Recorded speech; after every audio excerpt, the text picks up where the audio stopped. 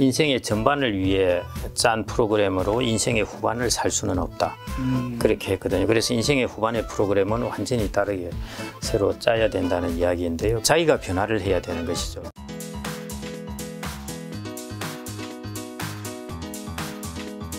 그 일자리 측면에서 좀 기술을 좀 중요시 여기는데 제가 책에 있는 문장을 좀 한번 읽어드리면 자영업은 50대 이상 비중이 55%를 차지할 정도로 높고 기술보다는 자본에 의존하는 경향을 보입니다. 그러다 보니 실패율이 높아서 3년 이내 폐업하는 확률이 47%에 이릅니다.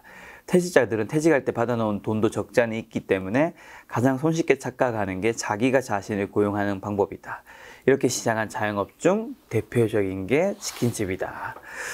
저는 이제 자기가 자신을 고용하는 대표적인 게 자영업이란 말에 너무 와닿았는데, 그러면 이제 치킨집이 아닌 어디로 가야 되는 거고? 저는 사실 늘 몇 년 전부터 얘기했지만, 왜 우리가 이렇게 열심히 일을 하고 회사를 그만두고 난 다음에는 전혀 내 직장생활 전문성과 관계없는 치킨집을 차리는 건가? 그만큼 이제 잡마켓이 없는 거죠, 우리나라 같은 경우는 이제 조직화된 기업에 있어서는 들어갈 곳이 없거든요. 그러니까 대부분의 시장이 조직화된 마켓이다 보니까 이제 거기 다시 들어갈 방법이 없다는 것, 그게 그렇고. 로버트 드니로가 놓은 인턴 그 영화 보더라도 맞죠. 그 로버트 드니로도 결국은 이제 거기 그 파트타임으로 해서 들어가는 것이고요. 조직화된 곳에 이제 들어갈 수는 쉽지가 않습니다. 그래서 그런 부분 때문에 잡마켓이 적은 거는 할 수 없습니다. 할 수 없고, 이제 그 부분을 이제 그 탑하는 방법이 어떤 방법이냐인데, 그게 이제 제일 쉬운 게 이제 쉽다고 하긴 그렇고요. 제일 용이하고 좀 손쉽게 할 수 있는 것이 이제 자영업이죠. 뭐 치킨집도 그렇고 편의점도 그렇고. 근데 그게 답은 아니시라는 거잖아요. 예, 저희들 때 이제 한참 유행했던 게 혹시 오파상이라고 아시는지 모르겠는데. 오파상이요? 예, 오파상이 무역상입니다. 이제 그 물산은 이제 회사가 전체적으로 조직화해서 무역을 하는 것이고, 그 중에 사람들이 개인으로 나와서 자기의 이제 클라이언트가 좀 확보되면은 개인으로 나와서 이제 차리는 겁니다. 그러면 회사한테 떼주지 않고도 되고 자기가 다 받으니까요. 그래서 한때 그 물산 다니던 사람들이 자기가 개인적으로 나와가지고 책상 하나 있고 전화기 하나 있고 팩스 하나 있으면 다 되거든요. 자본이 필요가 없습니다. 그래서 이제 그 무역상, 소위 말해 오파상을 이제 많이 하고 그랬는데요. 자, 보십시오. 오파상은 누구나 자기는 비용이 안 들고 좋다고 생각을 하지만요. 누구나 다 진입을 할 수 있습니다. 예, 누구나 다 진입할 수 있는 시장은 경쟁이 치열할 수밖에 없습니다. 그래서 제일 경쟁이 치열하게 시장이 소자본으로 창업을 할 수 있는 곳입니다. 돈 적게 들이고 창업할 수 있는 것. 그게 쉽게 보이는데 그 가랑비에 옷 젖는 줄 모른다고요. 이런 거 한 두세 번 돈 말아먹고 나면은 이제 노후에 자금 다 날아가는 것이거든요. 그래서 이제 이런 부분을 좀 경계하라고 말씀드리고 싶고요. 그리고 앞으로 베이비무버들이 무지무지하게 쏟아져 나옵니다. 이 사람들이 이제 뭐 다른 것도 하겠지만 이 시장에도 많이 뛰어들 거거든요. 그래서 이 시장은 앞으로 계속 이제 치열한 경쟁이 벌어지게 됩니다. 그래서 이런 시장이 형성되면 결국 이제 돈 버는 사람은 인테리어 업자하고 임대업자이고요. 자영업을 한 사람들은 이제 이번에 그래서 요즘은 심지어 요즘 저는 인테리어 하시는 분이 좋다고 생각하는 게 계속 바뀌어요. 요즘엔 카페도 진짜 이쁘게 계속 바뀌고. 코로나19 때문에 이번에 타격이 커져가지고 더욱더 이제 마음이 아픈데요. 이런 이제 예기치 못한 충격도 받게 되고 이러는데, 그래서 이제 제가 기술이라는 것은 특별히 뭐 기술이라고 하니까 뭐 손으로 뭐 하고 이런 것들이 아니라요. 자기가 가지고 있는 전문적인 것, 이런 것들을 가지고 이제 자본 없이 뭔가 창업을 해보고 하라는 것인데요. 제일 손쉽게 되는 것이 이제 자격증인 것이죠. 그래서 이제 자격증 이야기를 하면은 어려운 자격증부터 쉬운 자격증까지 다양합니다. 어려운 자격증 따신 분들은 비교적 쉽게 취업을 하시고, 쉬운 자격증은 그게 이제 들어갈 때 좁은 문은 들어가고 나서 넓고 그런 것인데요. 그래서 이제 자격증을 따신 분들이 내가 자격증을 땄는데도 취업도 안 되는데 뭐 하는데요. 저 20대도 그렇게 자격증도 따고 스펙도 쌓고 해도 취업이 잘 안 되는 게 지금 시장인데, 어떻게 60대 되셨는데 그냥 한 몇 달 공부한 자격증 하나 땄다고 취업이 덜렁대면 얼마나 쉽겠습니까? 그래서 그런 거는 계속 이제 문을 두드릴 수밖에 없습니다. 젊은 사람들이 이력서 계속 내고 하는 것처럼요. 근데 이제 그런 니치 마켓들이 좀 있습니다. 예를 들어, 뭐 전기 관련 자격증, 뭐 수준이 높은 건 아닌데요. 그런 것들은 밤에도 계속 사람들이 거주하고 있어야 되거든요. 근데 젊은 사람들이 있기는 어렵지 않습니까? 나이 든 사람들은 그냥 잠도 없겠다 가서 그런 니치 마켓도 있는 것이고요. 일본 같은 경우가 90년대 이런 때는 우리처럼 이제 처음 고령화가 시작되니까 고령 사회에서의 바뀐 여러 가지 모습에 대한 그런 관심들이 많았습니다. 그래서 뭐 황혼 이혼이라든지 예, 뭐 젖은 낙엽 뭐 하고 등등해서 이런 것들에 대해서 많이 이제 초점을 두었는데요. 요즘 같은 경우 이제 초점이 옮겨왔습니다. 한 두 가지로 옮겨왔는데요. 하나가 이제 자격증. 재취업에 관한 것이고, 그 다음 하나가 자산 운용에 관한 것입니다. 예금으로만 운용하는 것을 이제 투자라든지 이런 걸 통해서 운용하는 것. 그래서 일본에는 뭐 70대 노인이라니까 과연 70대가 주식 투자에서 성공한 분들, 뭐 이런 이야기들이 나오게 되는데요. 이제 이런 식으로 옮겨간 것이죠. 그래서 처음에 책도 이제 뭐 황혼이혼 뭐 이런 것들 막 사람들이 보고 하다가 요즘은 이제 요즘도 아니죠. 이미 한 10년 전부터 인기 있는 책들은 수험서 관련된 겁니다. 자격증 수험서. 그리고 그런 학원들도 이제 잘 되고 있고요. 그래서 이제 요즘 입시학원 같은 경우도 자꾸 모양을 바꿔가지 않습니까? 예, 이제 자격증 관련된 것도 하고 뭐 이런 식으로 바꿔가는데요. 아마 앞으로 유망한 것 중에 하나도 바로 교육 분야에서 이 부분이 아닐까 그런 생각을 합니다. 젖은 낙엽은 뭔가요? 이사 가든가 어디 하면요. 혹시 자기를 버려놓고 갈까봐 딱 붙어가요. 차 타고 확 떠나가려 주소도 안 가르치고 떠나가 버릴까봐. 젖은 낙엽. 예, 뭐, 문 탁 열고 봐도 제일 먼저 딱 자리에 앉아가지고 가만히 이삿짐차에 앉아있다는 거죠. 아, 네. 오픈 현실 같은 느낌. 그게 일본에서 다 나온 말입니다.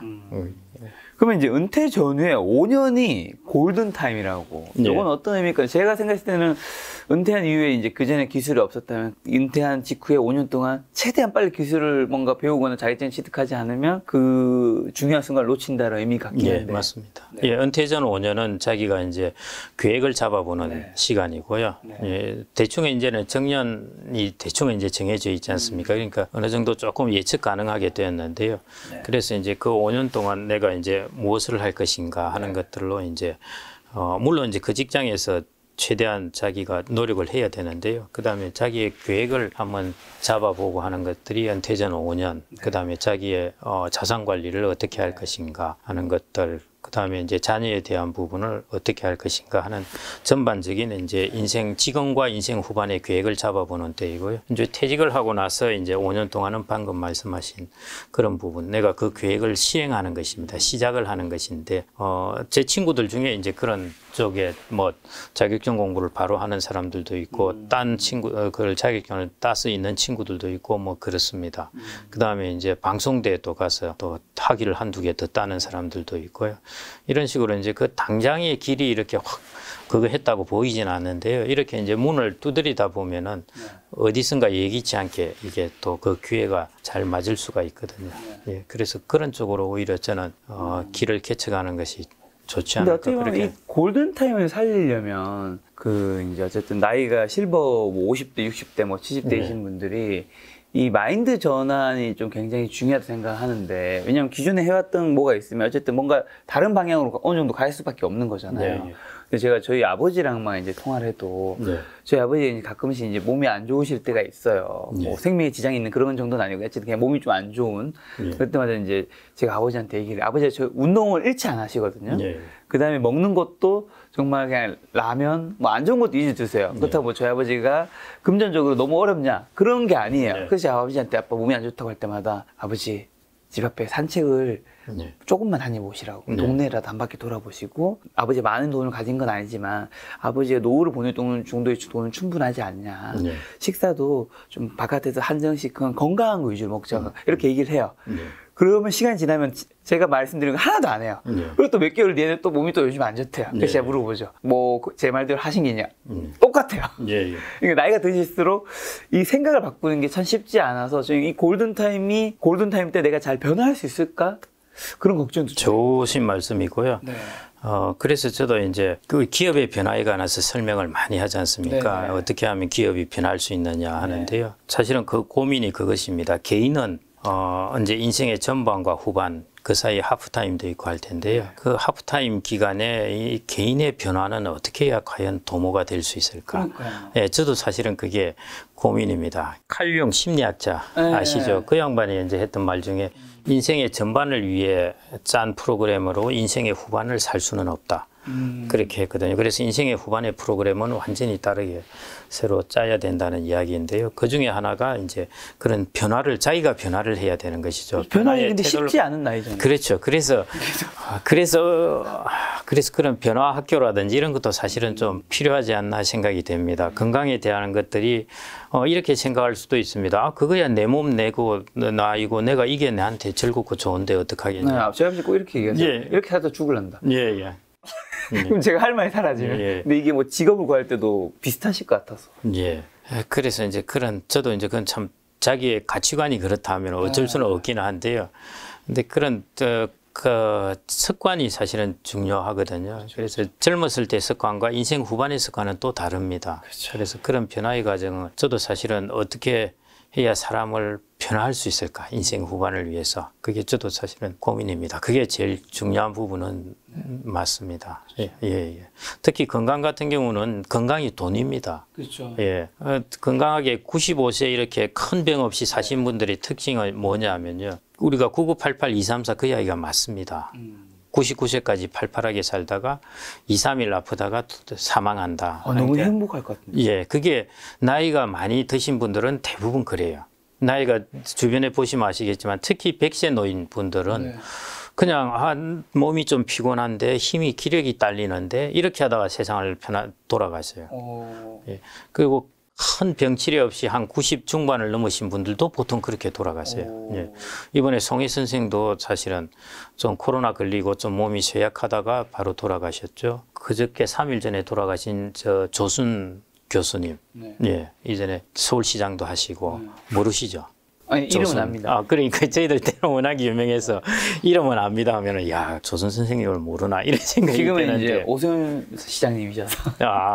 워낙 그 교수님으로 유명하셨으니까요. 예. 그분도 또 올해 96세로 돌아가셨나요? 뭐 그러는데 27년생인가 그럴 겁니다. 그러신데 그분도 이렇게 건강하셨거든요. 예. 근데 이제 이렇게 노환으로 그래서 이제 그게 훨씬 낫죠, 사실은. 그다음에 근데 제 주변의 친구들 보면은 자기 친구 부모님이 어떤 분은 한 10년 동안 아프신 분도. 그럼 너무 힘들죠. 본인뿐만 아니라요, 자녀들이 힘듭니다. 다 힘들죠, 다 같이. 예. 그래서 결국 자녀들에게 짐을 지우지 않기 위해서는 본인의 건강을 본인이 챙겨야 됩니다. 그래서 자녀들 입장에서는 사실은 좋은 부모님이 좀 이기적이지만은 자기 몸을 잘 챙기는 부모. 예. 그래서 부모님이 혼자 알아서 즐겁게 사시고 계시면은 그게 자녀들에게는 제일 좋습니다. 건강 측면에서 질문 한 개 그럼 이어서 드리면 아버님께도 좀 그렇게 말씀 나중에 나중에 10년 동안 아프시면 그 누가 매달 드리는 그 이체 드리는 돈이라도 좀 올려드려야 되겠어요. 자, 한국보건사회연구원의 2017년 노인 실태 조사에 따르면 별거, 미혼, 이혼 등 배우자가 없는 사람이 자살 생각을 많이 한 것으로 조사됐습니다. 라는 문장 적으셨던데, 배우자가 없는 사람이 자살을 생각하는 이유가 뭔지랑, 제 생각에 이거는 이제 상대방이 어쨌든 없을 때 이런 거가 더 심한 경우는 왠지 남성분일 것 같은 생각도 드는데. 물론요. 예, 맞나요? 그렇습니다. 예. 일반적으로 고령자의 자살의 제일 큰 이유는 경제적인 이유입니다. 경제적인 빈곤함과 외로움. 예, 이 둘이라고 보시면 될 것 같습니다. 이 둘이 거의 대부분을 차지하고 있고요. 그렇죠. 예. 그리고 이제 그 외로움 중에 하나가 이제 혼자 있을 때 외로움입니다. 예. 고령자가 되시면은 진짜 집에 하루 종일, 코로나 때는 더욱 더했죠. 나가지를 못하니까 하루 종일 이야기를 나눌 사람도 없고 이렇게 있다는 그 외로움이 참 큽니다. 그래서 일본도 그렇고 이제 고령자의 해결 문제에서 제일 중요한 부분의 하나가 고독함 부분이 있고요. 예. 그나마 경제적인 부분이 또 있으면 좀 괜찮은데 그것도 잘 안 되고 하면은. 그래서 이제 결국 세 가지거든요. 돈, 건강, 그다음에 고독함, 이게 이제 노후의 그 자살 요인 중에 제일 큰 세 가지 요인이라고 보시면 될 것 같습니다. 부부 수명이라는 게 있던데 그건 뭔가요? 그거는 이제 가구 수명이라고 보시면 될 것 같은데요. 제가 이제 우린 대부분 개인으로 생각하기 쉽습니다. 남자는 내가 수명이 몇 살까지인가, 여자는 내가 수명이 몇 살까지인가 이렇게 생각이 되는데요. 근데 이제 그 우리가 뭐 결혼을 안 하셨으니까 그렇지만 결혼하신 분들은 가구를 이루고 있잖아요. 그렇죠. 이제 부부로 된 가구를. 그러면 그 가구가 최종 소멸할 기간은 언제인가? 결국 부부가 모두 사망할 때입니다. 그게 이제 부부 수명입니다. 근데 부부가 모두 사망하는 수명은 우리가 남자 평균 수명보다 여자가 한 6살이나 기니까요. 당연히 이제 남자가 생각한 것보다 길겠죠. 거기에다가 여자의 수명에다가 한 2세 내지 3세를 더하면은 그게 부부가 최종적으로 모두 사망할 그런 나이 정도라고 보시면 될 것 같습니다. 그러니까 남자들 같은 경우 자기가 대충 나는 한 85세 정도로 보는데 이런 생각하시지 말고 거기다 자기가 여자가 더 많은 한 6세 정도 더하고 거기서 한 3세 정도 더하면은 한 95세 정도를 자기가 그 생애 자산 관리 설계를 할 때 그 기간을 한 95세 정도로 하라는 것입니다. 남자들이 자기 수명으로 계산하지 말고. 그렇죠. 부부의 수명. 네. 그러면은 자기가 생각하는 거 자기 수명으로 계산하는 것보다 한 10년 정도가 길어집니다. 그렇게 해서 자산 설계를 하셔야 됩니다. 내 죽으면은 너 뭐 끝이지 뭐 내가 신경 쓰겠나 이런 생각하시지 말고요.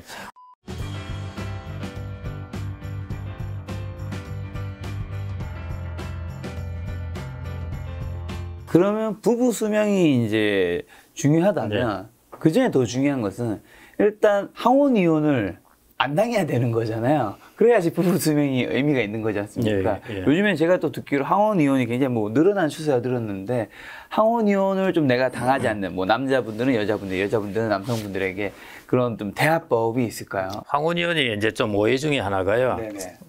이제 우리가 항원 이혼 통계를 낼 때는 결혼 생활 20년 이상을 지나서 이혼하는 것을 항원 이혼이라고 통계를 냅니다.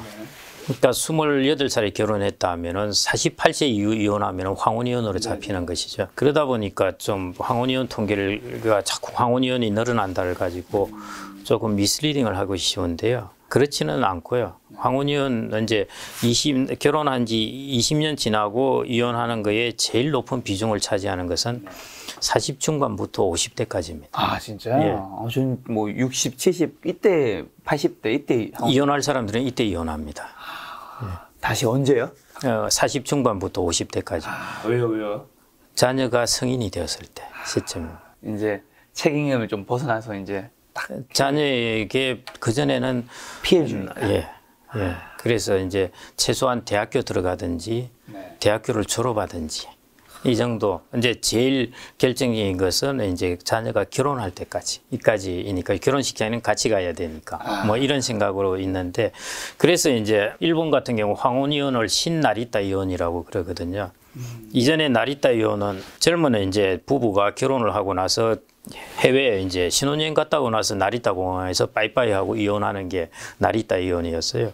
근데 신나리타 이혼은 이제 노부부가 막내를 결혼시키고 나서 나리타 공항에 가서 배웅을 해주고 여기서 우리 부부도 빠이빠이 이렇게 한 게 신나리타 이혼입니다. 그게 일본에서 이제 황혼이혼, 이제 결국 이제 자녀를 결혼시키고 난 다음에 이제 이혼을 하는 건데요. 일본은 우리보다 결혼을 빨리 하니까 자녀도 빨리 낳고 결혼 연령도 빠르니까 대충 그게 이제 50 중반 이 정도입니다. 우리나라도 40 중반 50대 이혼율이 제일 높습니다. 그러니까 이혼을 할 사람들은 대부분 이때 이제 성부를 보아버립니다. 보아버리고 그 다음에 이제 황혼이혼 이제 60대 70대 정도 가서 이혼을 하는데요. 그 비율은 꽤 낮습니다. 상당히 낮기 때문에요. 예. 그럼에도 불구하고 이제 황혼이혼은 당연히 이어지니까 그런 부분은 당연히 이제 유지하는 게 좋죠. 좀 어떻게 해야지? 혹시 탑건 영화 보셨어요? 탑건 매버릭. 예. 이번에 못 봤습니다. 예, 한번 봐보십시오. 영화를 정말 잘 만들었다면서요? 예, 이 중년들이 참 이게 조금 눈가가 촉촉해지는. 맞아요. 그 얘기 하더라고요. 예. 그 중에 하나가 윙맨이라는 게 나옵니다. 윙맨이라는 것이 이제 비행기가 전투 비행기가 주 비행기가 가게 되면은 오른쪽을 지켜주는 게 윙맨이고요. 왼쪽을 지켜주는 게 행맨이고 뒤를 지켜주는 게 백맨입니다. 이쪽이 이제 윙맨이 제일 중요한 역할을 하는데 그 윙맨에 관한 이야기들로 초점을 맞춰 보면은 참 이게 우리가 삶에 대해서도 그런 생각을 해줄 수가 있거든요. 내가 전투기를 몰고 가는데 나의 오른쪽을 지켜주는 사람. 이게 윙맨인 것입니다. 예. 자기의 목숨이 걸려 있기 때문에 제일 믿을 만한 사람으로 선택을 해서 해야 되는 것이거든요. 그래서 그게 곰곰이 생각을 해보면은 그 윙맨이라는 게 친구도 될 수도 있고 이제 부부가 배우자가 될 수도 있습니다. 그렇죠. 예, 그런 면에서 어떻게 보면은 거의 30년, 40년 이상 자기의 모든 걸 다 알고 있는 사람들이 배우자입니다. 자기가 부모가 자기를 알고 있는 것보다 더 많이 알아요. 사실은. 예. 그렇기 때문에 그 만들어진 가치라는 것이 꽤 큽니다. 예, 그래서 이것들이 근데 저는 아쉬운 게 정말 서로가 안 맞아서 이혼을 하는 것은 당연히 해야죠. 그런데 서로가 그런 가치를 갖고 있고 그렇게 사이도 괜찮은데 사소한 이유로 그게 막 커져가지고 이렇게 이혼을 하는 경우 이런 것들이 이제 좀 아쉬워서 그러는데요. 그런 부분은 이제 가급적 좀 제일 중요한 것들이 이제 대화에 저는 있다고 보아지고요. 대화는 어떻게 해요? 대화는 사실은 남성들이 제일 못한다고 보면 되겠습니다. 그렇죠. 예. 여성들은 대화를 할 때 일단 상대방의 입장에서 공감을 하면서 대화를 많이 하게 되고요.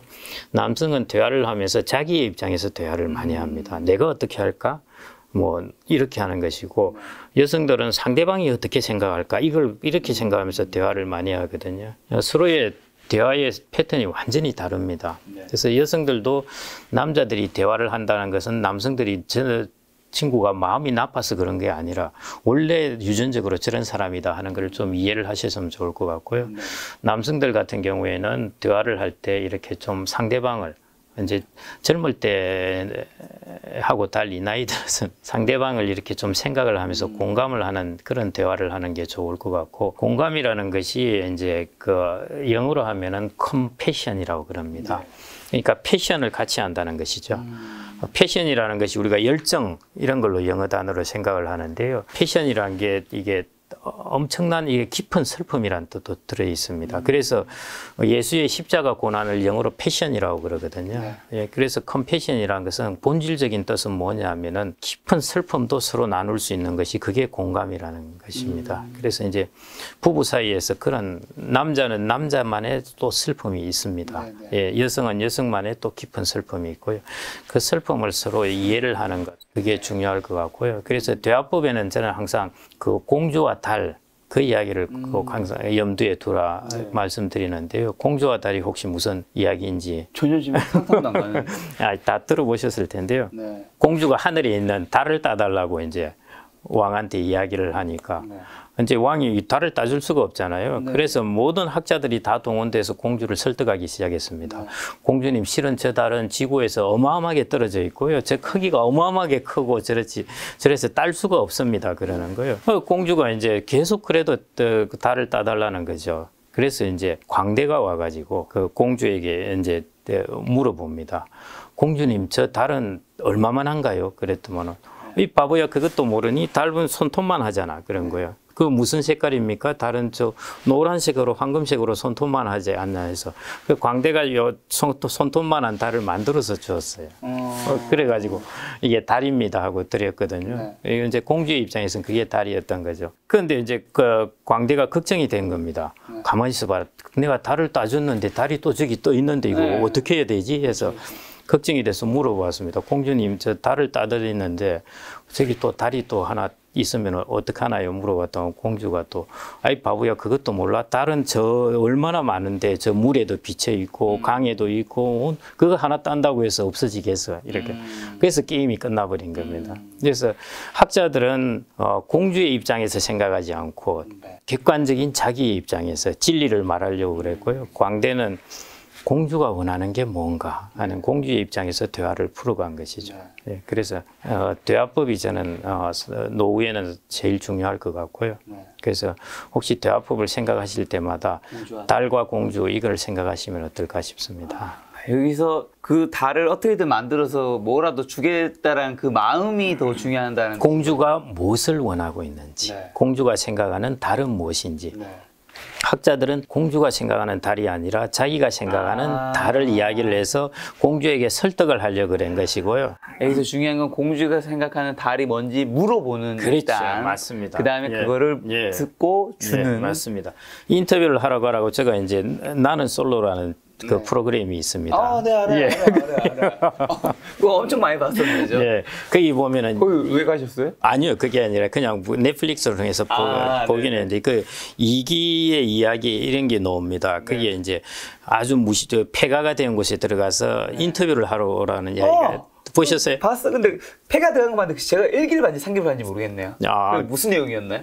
그 이제 폐가에 가서 그 인터뷰를 하러 오라고 그랬습니다. 네네. 그게 이제 할머니가 앉아 있는데 예. 보셨어요? 네, 맞습니다. 예. 거기 보면은 그 제일 대상을 받은 사람이 그 여자분. 여자였잖아요. 네. 처음 들어가서 물어본 게 딱 일단 이렇게 탁 쪼그리고 앉아가지고 뭘 적는 듯이 하면서 할머니 연세가 어떻게 되세요? 예. 물어보잖아요. 예, 남편분은 어떠세요? 네. 그러니까 남편분이 돌아가셨다 죽었다고 그러니까 언제 돌아가셨는데요? 하니까 이제 30년 전에 죽었다고. 어떻게 돌아가셨는데요? 하니까 경운기 사고가 나가지고 차하고 부딪혀. 여자가 이제 인터뷰를 하면서 막 우는 거야. 예, 예. 이제 공감이죠. 남자들 인터뷰할 때 한번 보십시오. 가서 딱 서가지고 여자 할머니 앉아 있는데 할머니에 대해서는 하나도 안 물어봐요. 저거 어떻게 해야 될까요? 뭐 저 여기서 어떻게 하면은 뭐 결혼을 할 수 있을까요? 이것만 다 물어보고 가는 거예요. 특히 할머니 앉아 있는데 그 남자분들 네, 다 서서 다 있고 서가지고.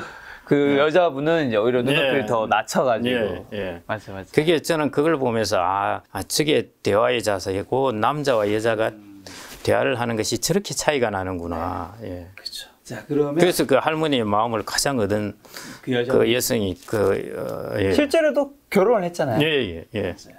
근데 한번 나가 보시죠. 절대 안 나가겠습니다.